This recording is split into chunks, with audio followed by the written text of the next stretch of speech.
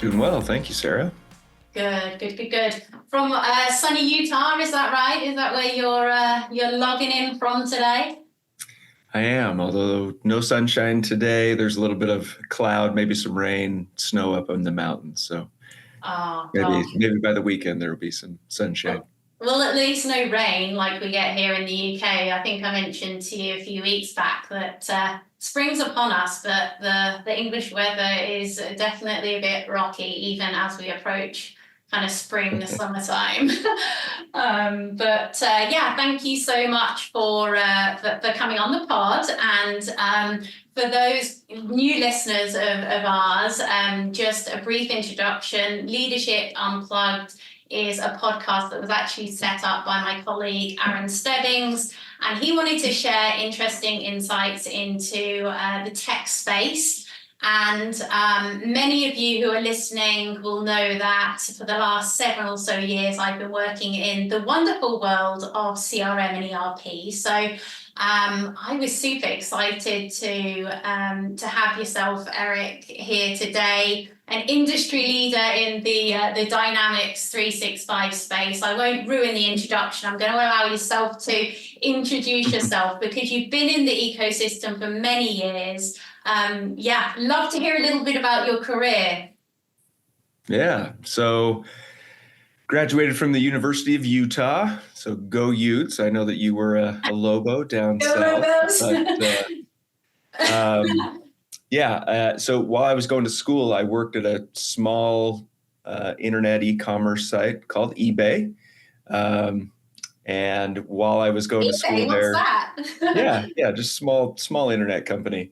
I was working on their fraud investigation team, and you basically were measured by how many cases you could review. And a friend of mine and I were just fooling around. We thought there's got to be a better way to do this, and we automated our process with a macro tool. And I kind of mapped it out, and he built it, and we were 13 times more productive than the other agents. And when the department head over trust and safety wanted to meet with us, we thought we were going to get fired. And so what ended up happening is they asked us what we did and how we were doing it. And within 2 days, they said, well, you're now on this team, which was the internal systems team that built the software to investigate fraud and malicious behavior on the eBay site. And so that's how I tripped into kind of technology. I was getting an economics degree, and I have used math in work, so it actually does happen. There you go.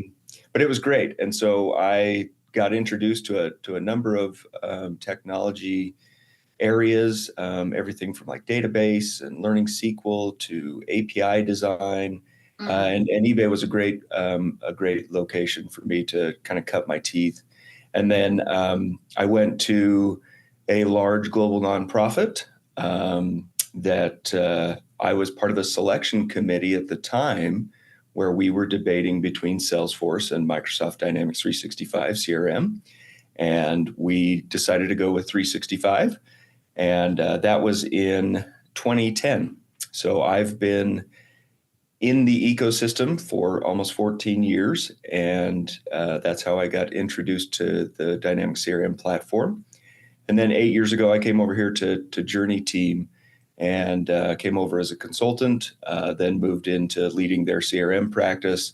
And now for the last 2 years, I've been our chief operating officer. So it's been a wild ride, a fun ride, and Microsoft is always changing things, but have loved every minute of it and love being able to work on the dynamics and just the Microsoft ecosystem all up here at JourneyTeam.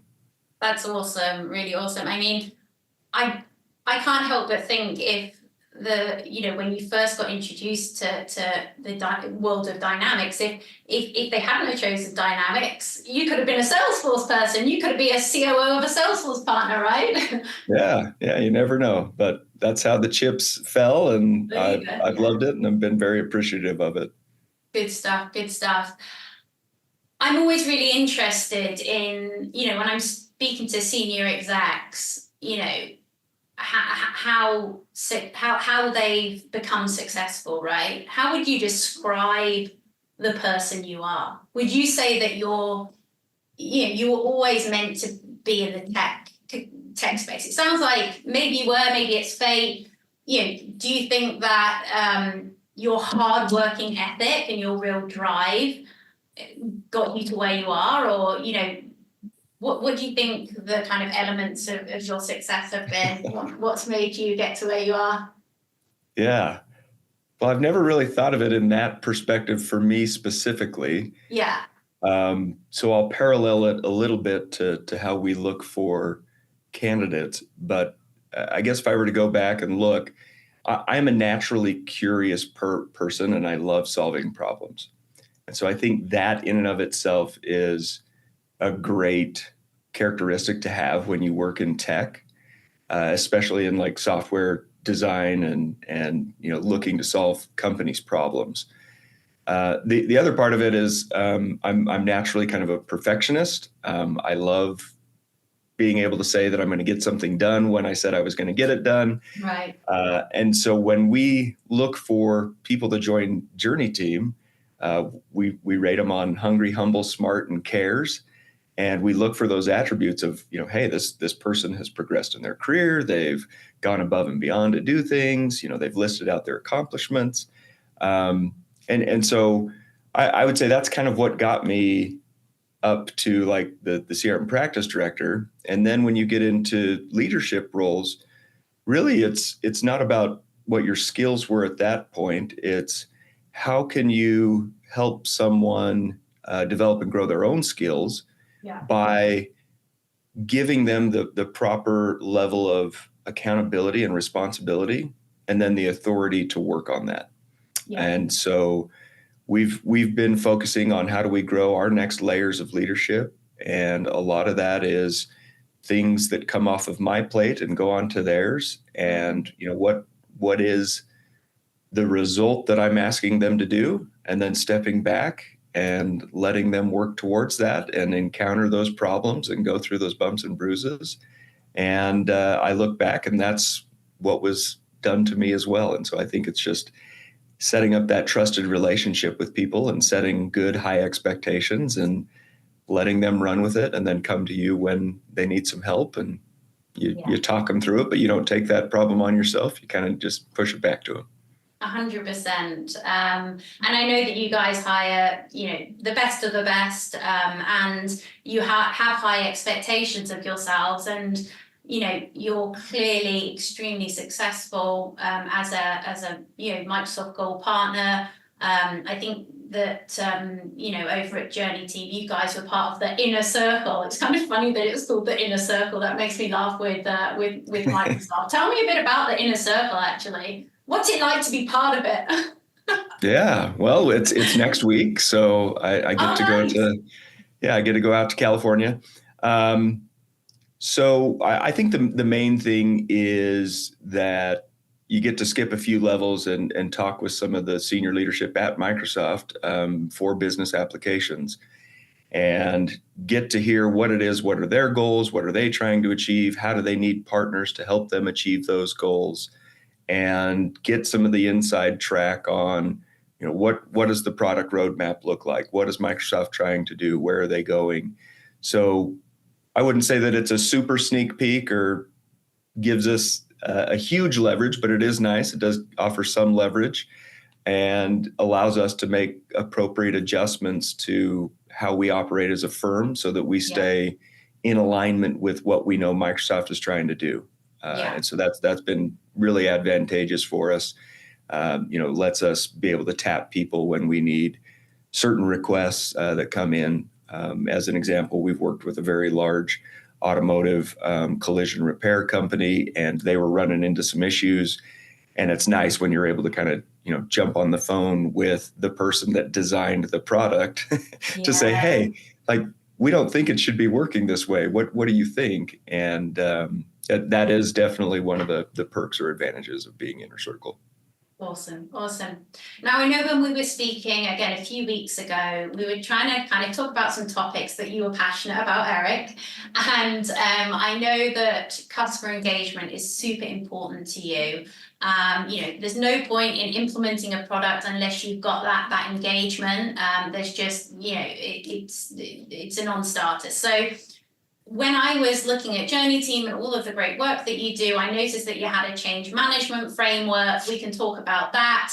But I would just love for the listeners to hear about how you go about customer engagement. How do you maximize customer engagement? So over to you, Eric. Tell me a little bit about what you do. No, I appreciate that. I think we began to realize the need for more formally doing change management in our projects when we had been working with a client for many years, and there's still a client, but I would guess almost 3 years worth of CRM work had been done, and multiple projects too, right? And when that CIO comes back and says, "Hey, we're going to drop the platform. We're going to go with this other solution that marketing picked, their marketing department, and it's because it was just not being used and adopted." That hurts, right? That's hundreds or thousands of hours and time and sweat that go into those solutions, and then to see them discarded was really disheartening for our CRM practice. And when we took a step back and we started looking at the scenarios that this might have happened in other practices and on our other teams and through the history, we noticed that it wasn't happening often, but it was happening. And we wanted to make sure that we didn't encounter that again. And so we ran a pilot last year where we built a framework. We had several people go through ProSci certification to become change managers, change practitioners, and ran that pilot. And every single project, with the exception of one, ended successfully where the end users were using the technology. And we all know that the biggest hurdle in technology is adoption. And it doesn't matter how good the tech is, if people don't use it, it's viewed as a failure. And they move on to the next thing, thinking that the technology will solve it, when in all reality, it's organizational change that needs to be addressed. So we've put together a framework where even in our sales cycle, we want to know very clearly, what's the pain and why are you trying to address it? Why do you think addressing this pain is going to help your organization? And we really try and get simple in terms of what are you hoping to increase or what are you hoping to decrease? And we ask them to try and explain it in those terms. And then that really sets our target for us to then go into the rest of it once the project starts of, okay, if this is your goal, does your executive team buy into this? And then we ask them, who's the executive sponsor? And sometimes we get pushback because they're like, well, it's so-and-so over in, the VP of sales or something. And we'll say, hey, we need to meet with that person. We need to make sure that they're okay being a champion for this project and that they're invested and bought into what the goal of this project is. Because if you're asking us to get their organization to adopt this, we've got to know that they're bought in.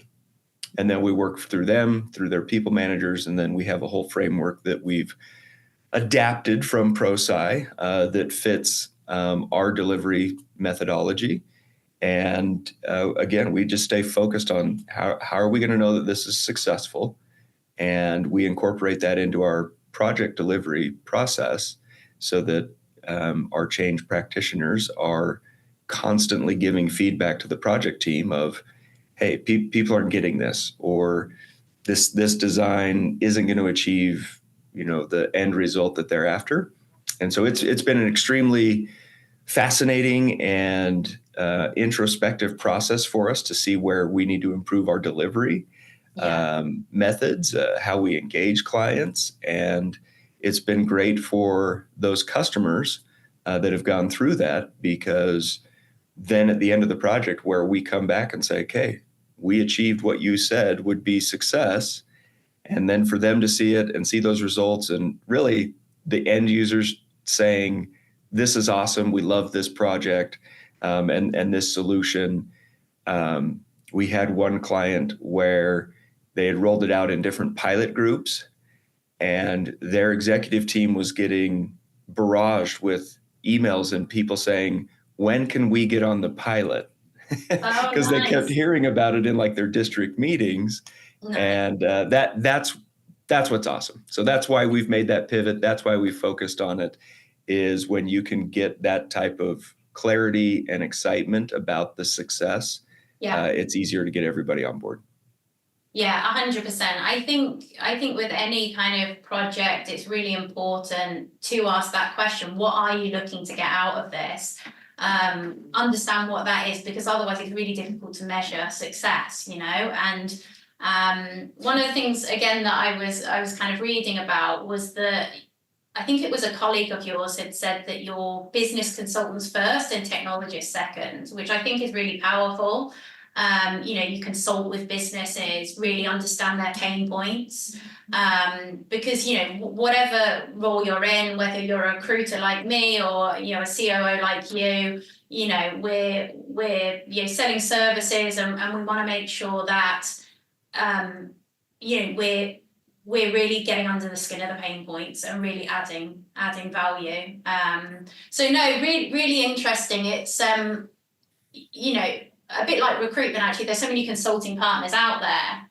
But it's, I always, whenever I work with a consulting partner, which is day to day, I always ask them, well, how do you differentiate yourselves in such a busy market? And I guess that's one of the ways that you guys are probably differentiating yourselves, that you're actually, it's not just let's implement this solution, let's look at what you're trying to achieve. Let's make sure that it's measured, and the adoption's there. I know with technology here at ERG, we're really, really lucky as a business to have a CEO that invests heavily in our tech, which helps us out. Of course, we never lose the human touch, but we have had, I'll put my hands up, and I'm sure other people, pieces of technology that have been implemented and there's no engagement at all. And once you get a few people kind of going, oh, I'm not sure about this, it's like the ripple effect, isn't it? So, really, really interesting. When you think about D365 and all of the changes in this wonderful world that we live in with AI and the likes of ChatGPT and all of the wacky stuff that's happening, how do you think AI is going to change D365 and Microsoft? Like, what are you seeing in the space that really excites you? Yeah, I don't know if I would say excite.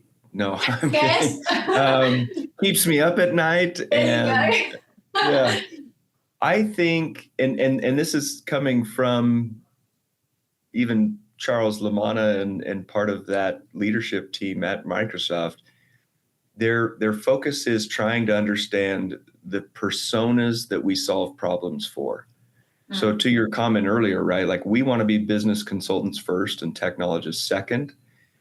We're investing heavily in trying to understand like core business acumen and like what are the core business use cases that exist in most companies. AI removes what I would call common business essential tasks. So just the mundane things that somebody has to go through daily, check this off a list. That's what AI for the next several years is going to be focused on, is like take out the easy, busy work and just automate that with AI based on prompts from people that now are moving up to higher value level work. And so for us and where Dynamics is going, at least what we know right now, is trying to understand those core personas. And there's going to be a gap in the market. And this is where partners need to really understand those common scenarios of of day-to-day business so that we can step in and fill the gap that Microsoft hasn't filled yet. So a great example is you have like Copilot for sales. Well, it's marrying your CRM data with your Exchange data and the rest of the Graph API in Office. That core set of use cases of like, oh, I need information about, the email threads and recap those and find me information about the opportunities. Great. But has it done the rest of, like for us, we copy the banking industry, like financial services. And so we have like our know your client or KYC process that we've mapped out. Yeah. Well, that's for our sales team. Other sales teams are going to need that. That's not built in yet. That may be a great use case for somebody to go and extend or build, additional AI to address that gap. So there's hundreds of those small persona use cases that haven't been touched yet. That's where I believe Microsoft will continue to need partners for the next, handful of years while they continue to grow out the rest of the platform. And you've seen it everywhere, and the saying is modified slightly, but AI isn't going to replace jobs. It's going to replace people that people are going to replace those that don't know how to use AI. Yeah. So if you haven't started using AI, you better pick it up and start learning how to take advantage of it, and then understand the different types of AI. I think most of us are exposed to generative AI right now, and that's really the craze. And we're at the top of the hype cycle for that. But behind it is many other types of AI in terms of like, do you build your own small language models that work with large language models? Like, how do you secure AI, and how do you build your own machine learning models? All of that will come into play, I think, more heavily as different companies and industries understand the ways that they can leverage and maximize AI in different areas. Really interesting. If I'm being completely honest, though, Eric, it all goes a bit over my head. I love speaking to people like you, but I'm one of those people where you log into ChatGPT. I was having a conversation with one of our directors yesterday. Actually, was saying, you can create your own persona and all of this, and I was thinking to myself, this is really weird. It's a little bit scary, and you hear all the, I think it just blows my mind, AI, and it can be quite dangerous as well. You hear these stories, don't you, of like impersonating people and things like that. It's just, it's absolutely mad. One of a friend of mine was showing me, you could get somebody, if you were working, let's say in, I don't know, China, you could video yourself, and then they could make it so that you were speaking Chinese. And I was like, whoa, it's just mad, isn't it? It's absolutely mad. But yeah, AI, I guess we could talk about it all day. But just going back, I'm going to ask you things that I'm just interested in, just because I love success, but I love kind of, really drilling into kind of success and your career, because there's lots of successful people within the D365 space, but I'm really interested in yourself, because you've been that really hands-on person. You've been in the weeds. You've done all of that. You've obviously been super successful. You're now, I imagine, more hands-off, right? Are you completely hands-off now? And are you enjoying that? Do you like staying hands-on, or what's your kind of vibe there? Are you loving being hands-off, or? It's been a longer transition than probably my boss has hoped. I love getting in and solving things, but I haven't touched administration for a while in terms of going in and actually, configuring the system. So that's good news. I think a lot of it is as you look to grow and refine yourself as a leader and figure out like, hey, what got me here may not be the same thing that continues to propel my success. Understanding where you need to delegate. And so there are a number of talented people, whether here at prior jobs that I've been at, that it is identifying who has those skills, and then making sure that you set a very clear direction for them to hand it off. So for us, as we've set out what we call our customer journey, basically how we take a client through our entire life cycle, begun identifying different owners of the areas of that, and making sure that they understand, hey, the end result still is that we want to set the new standard for consulting. We want to create high customer impact or value, and we want to make sure that we do it in a way that embodies our values, and that, one of the differentiators that we have is that we're very approachable, and we're willing to walk and talk through things. We'll adapt our process to meet a client's need.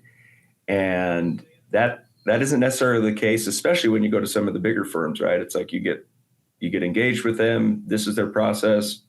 There are cogs turning, and you just go through their engine.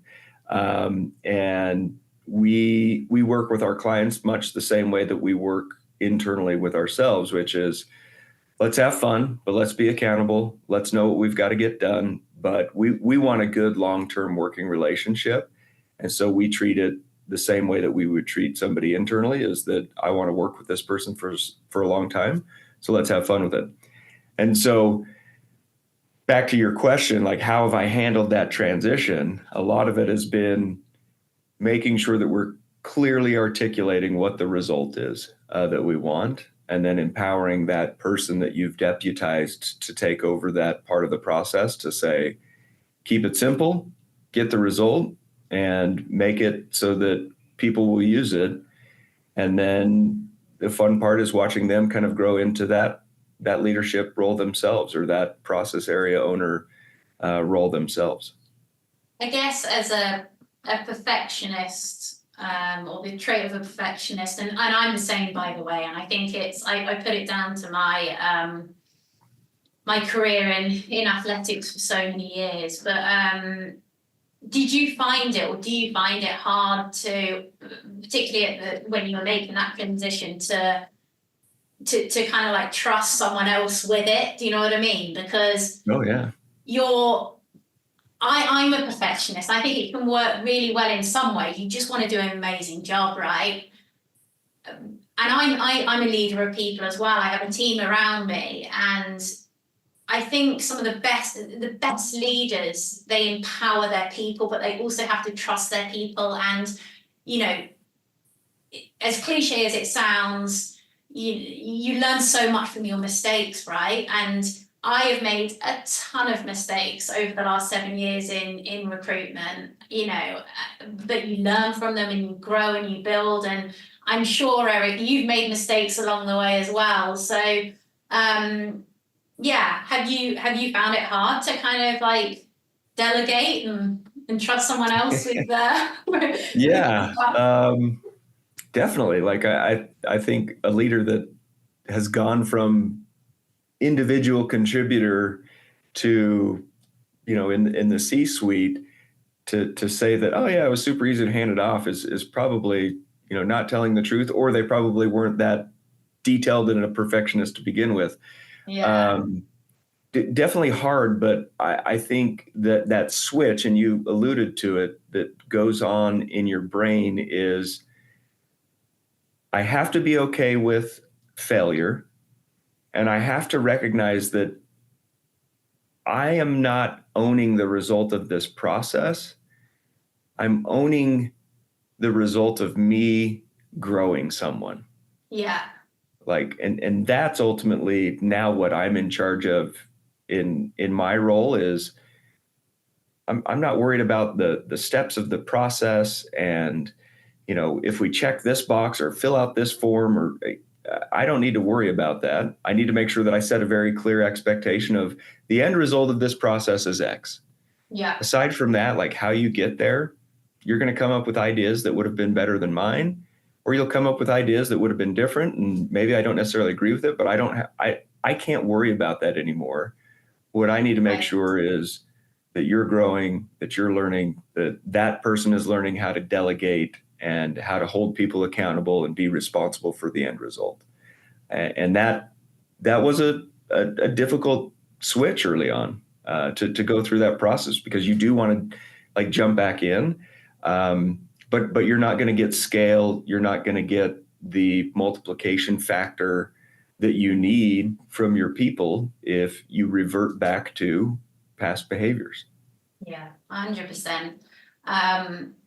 And culture's just, I mean, it's like opening Pandora's box. It's such a huge topic. And, whenever I'm speaking to consultancies, they always say, I have an amazing culture. It's brilliant. That's the self. I'm like, well, tell me a bit about your culture then. Like, yeah, we have fun. We let them have unlimited PTO. And it's like, no, but tell me more. Like, tell me more, how did you build that culture? What do you do differently? What drives you? And I think for a lot of businesses, they talk the talk, but maybe they don't walk the walk, right? And so I'm interested to know how you have built such a successful culture. Of course, you've hired some great folk. I'm sure that you've made mistakes in hiring along the way. Maybe not, but no, we have. And as a recruiter, I really drill down into culture, because I think it's so important. It's not just about technical skill. It's about understanding how this person's going to thrive, and it's a mutual relationship, right? It's got to work both ways. And I'm interested to know, you talk about hiring people that are humble, and people that care about the quality of their work and all these good things. How have you ensured that you've never lost sight of what's important to you in terms of culture at JourneyTeam? Yeah, great question. I love talking about this. I think for me, so I've been here 8 years. I'm now one of the old timers, but we've been around for 30 years, and we have people here that have been here for 20 years, 15 years, 17 years. And I think it starts with our founder. He very caring person, wanted to make sure that, we took care of people. And I think it started from that focus of having that family feel.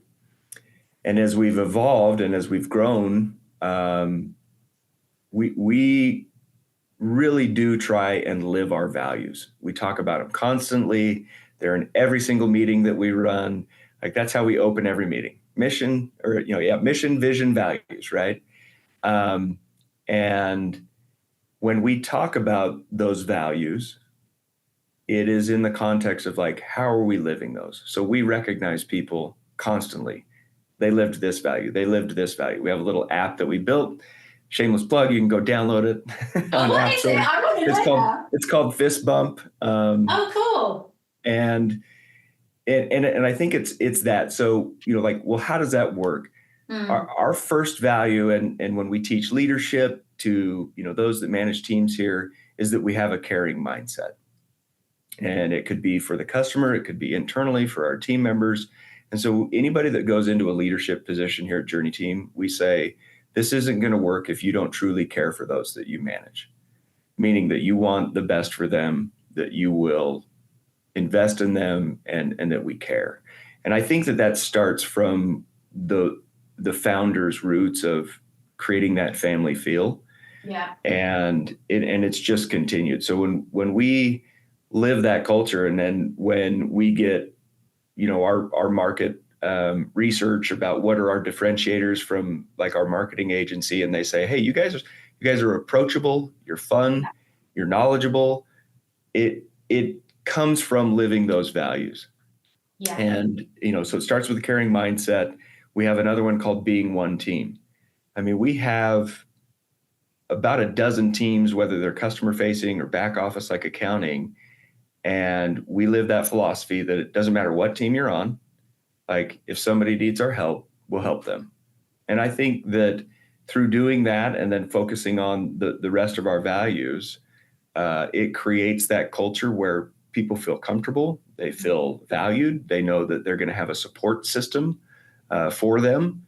when they go through things, whether it's, outside of work and it's family, or health things that they need to go through, that they know that not only their immediate team, but the extended JourneyTeam is there to support them and to help them through that. Yeah, I think it's so important because work makes up so much of your life, doesn't it? And it can be so detrimental if it's the wrong place to work, but at the same time, I've been at ERG Group a similar amount of time that you've been at JourneyTeam, and you kind of, I don't know about you, but I kind of look back and I look at all the things that have happened outside of work, whilst I've been here, and the good things, the bad things, and it just makes such a difference if you're part of, like a work family. I know some people say it's not a family, work isn't a family. I get that, but it's those values, those morals that I've got your back, Here at ERG Group, we say that, we want to work with good people. I think I mentioned to you when we spoke that I would prefer to have way less clients than the average recruiter, but actually know that the brand I was taking to market and the employer value proposition that I'm taking to market is something that I truly believe in.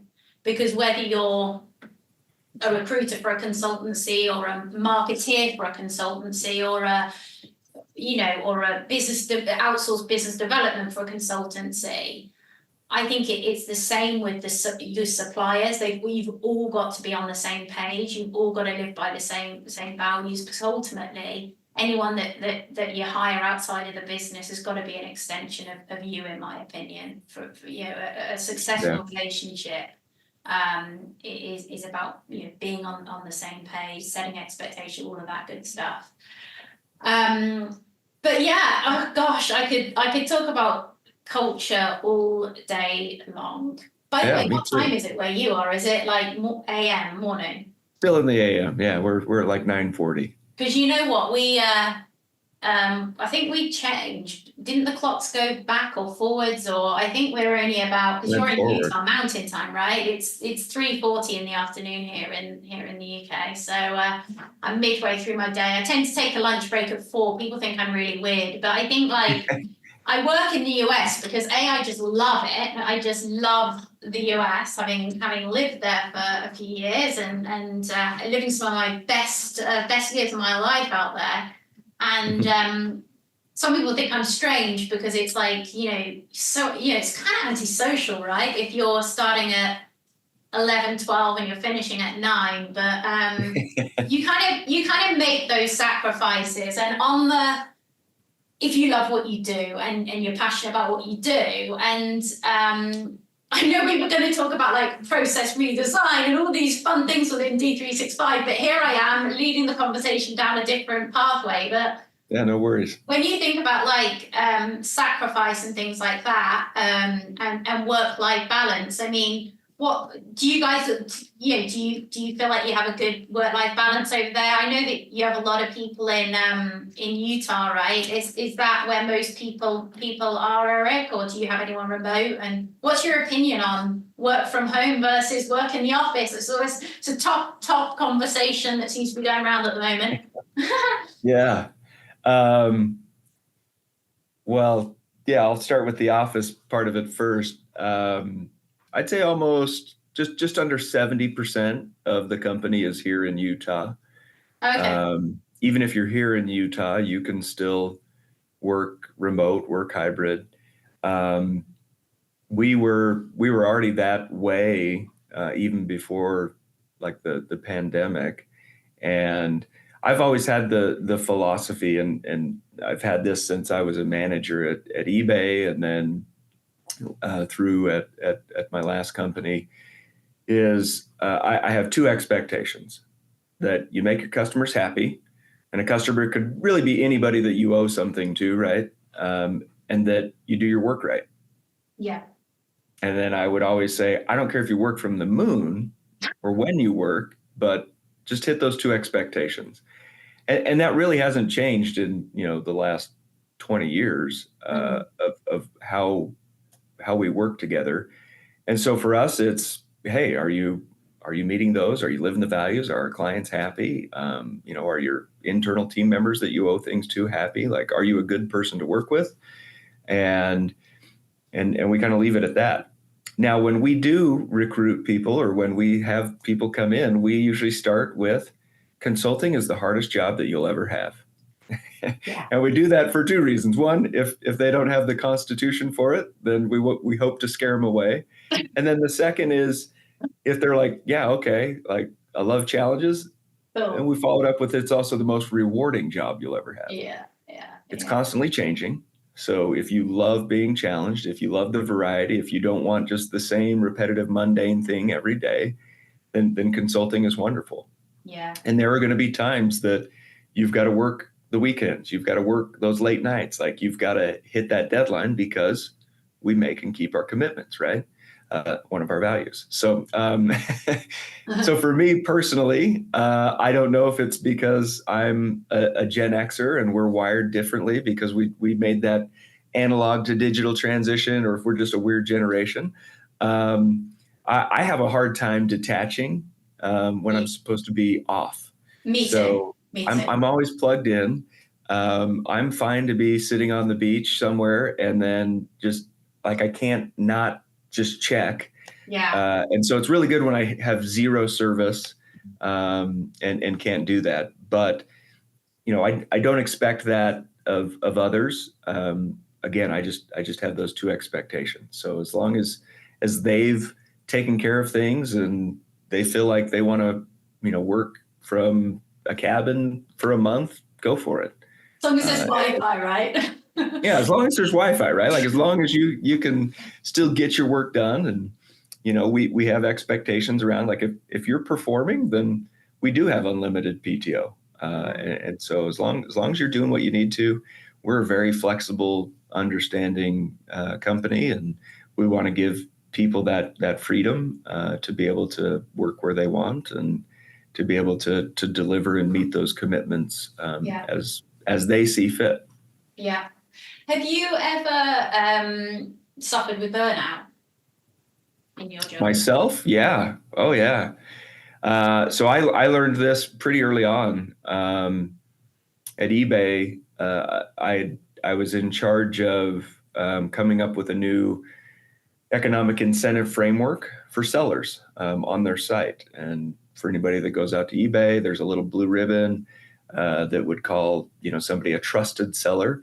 And I got to help design that framework of basically, carrots and sticks for the seller community. And there was a really tight deadline. I don't know who came up with the deadline. I'm sure somebody, more pay grades. Someone not involved. But I remember putting in like 80, 90-hour weeks and just sun up, past sundown, like just living in this war room for about 8 months straight, so that we could get this new framework launched, so that buyer trust on the site could be increased. Yeah. And it was awesome, and it resulted in hundreds of millions of dollars of additional revenue being funneled through these trusted sellers, and so it paid off. But I was burned out. And oddly enough, right, call it a coincidence, but somebody that I had worked with previously at eBay had gone to, this large nonprofit that I worked at. And they told me, hey, they need help. They don't have a group that helps define and design requirements for systems.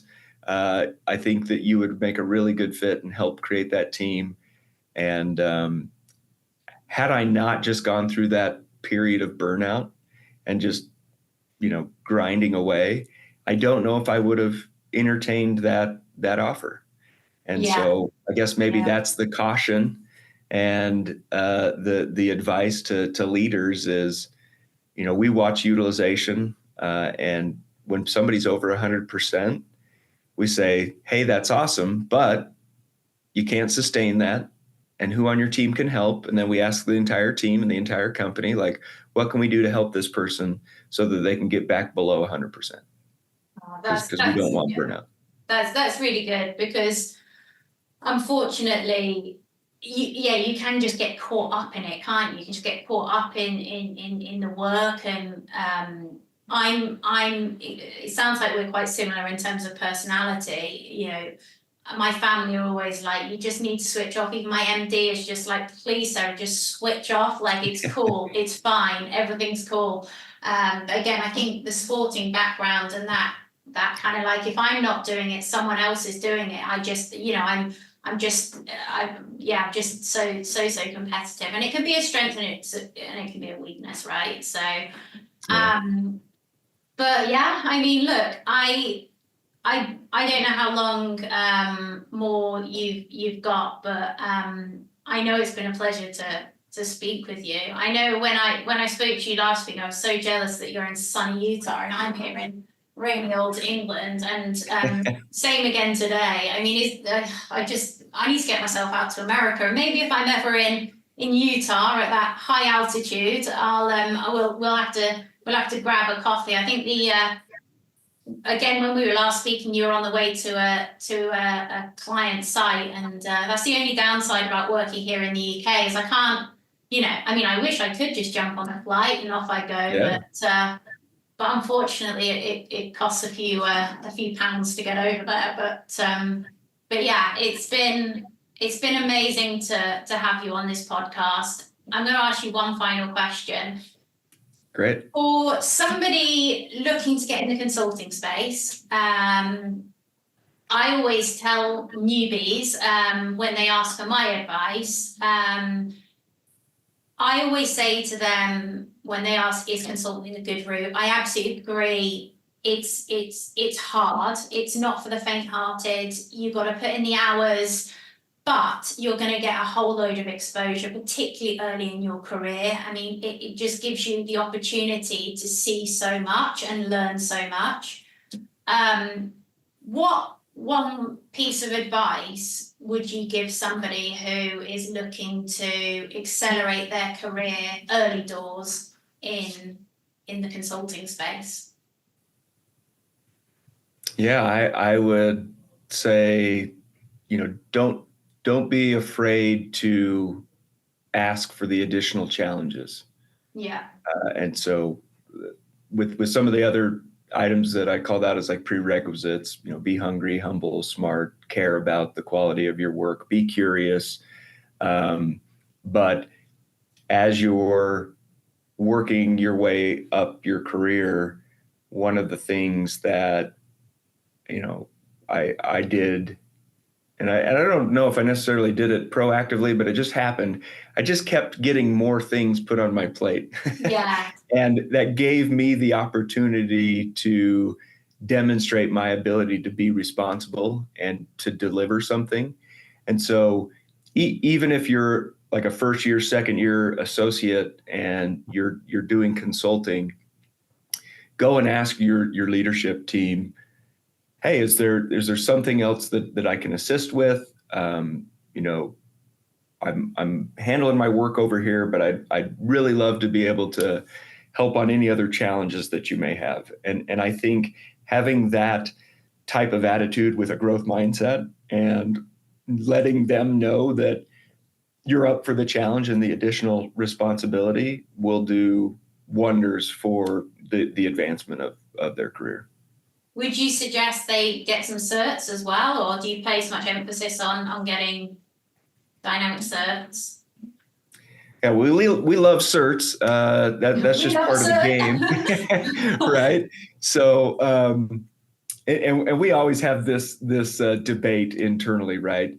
We value on the job training and experience, leaps and bounds above anything else. Yeah. But we have to play the game, and so that we know that we need X amount of people certified in every single workload that Microsoft offers. So we incent certs. When you take a cert, we give you a bonus. When you renew it, we give you another bonus. Nice. And we want to try and get as many people certified as possible. It is a good launch pad and an accelerator for your learning. But we try and do that so that as soon as somebody learns a new skill or they gain that cert, we try and then immediately place them onto a project that leverages that so that they can use that on the job training. Yeah. No, that makes sense. That makes sense. There I was thinking, I'll go and get a few certs and I'll apply to a job at JourneyTeam. I'm joking, I won't really. But yeah, no, I think definitely I think certs are good, but it's quite scary when you sometimes talk to people who have some certs and like 6 months experience, and you know they place so much emphasis on them that it's like you need like practical experience, not just kind of theory. So interesting one. Thank you again for coming on the pod, yeah, look forward to maybe having you on again one day, Eric. You're such a humble, good person. I'm sure people would love to continue hearing all about your knowledge. But for now, I'll close. And I'm shining your shoes here, Eric. But really good to have you on, and look forward to our next conversation. Yeah, would love to continue it. And thank you, Sarah. Appreciate being on, and feel free to reach out.